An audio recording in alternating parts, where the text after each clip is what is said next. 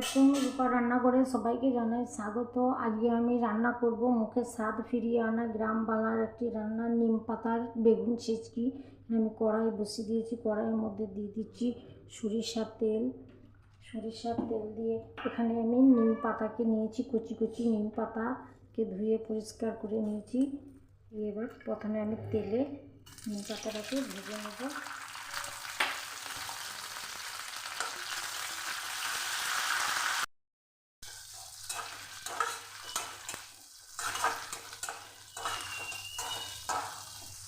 আমি সরিষার তেলে রান্নাটা করব, আপনারা সাদা তেলেও করতে পারেন। সরিষার তেলে রান্না করলে টেস্টটা অনেকটাই বেড়ে যাবে, সেই জন্য।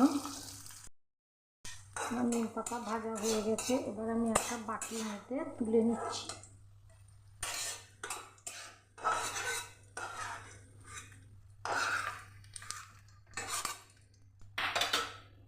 এবার আমি আরেকটু দিয়ে দিচ্ছি সরিষার তেল। ওদের দিয়ে দিচ্ছি আমি, গ্যাসের ফ্লেমটাকে একটু বাড়িয়ে দিচ্ছি। এবার আমি দিয়ে দিচ্ছি গোটা সাদা জিরে।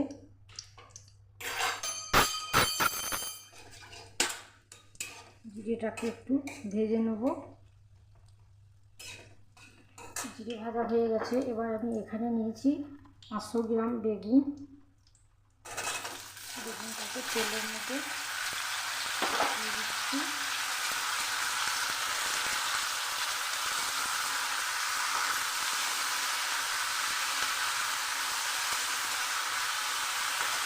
বেগুনের মধ্যে দিয়ে দিচ্ছি হলুদ গুঁড়ো, আর দিয়ে দিচ্ছি লবণ।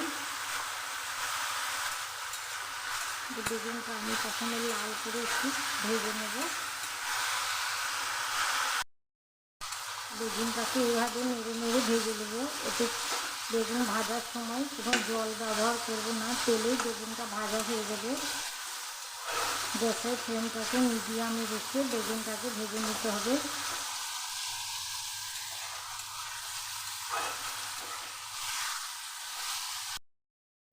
আমার বেগুন ভাজা হয়ে গেছে, এবার আমি একে একে দিয়ে দিচ্ছি আদা রসুন বাটা, দিয়ে দিচ্ছি কাঁচা লঙ্কা চেরা, আপনারা শুকনো লঙ্কাও দিতে পারেন। দিয়ে দিচ্ছি আর একটু হলুদ,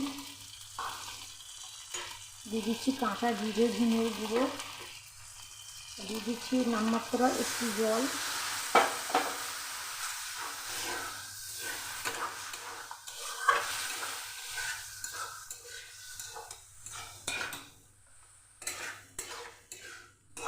এভাবে আমি একটু 5 মিনিট এভাবে নেড়ে নেব। ফিরে এলাম 5 মিনিট পর। এবার দিয়ে দিচ্ছি নিম পাতা ভাজা।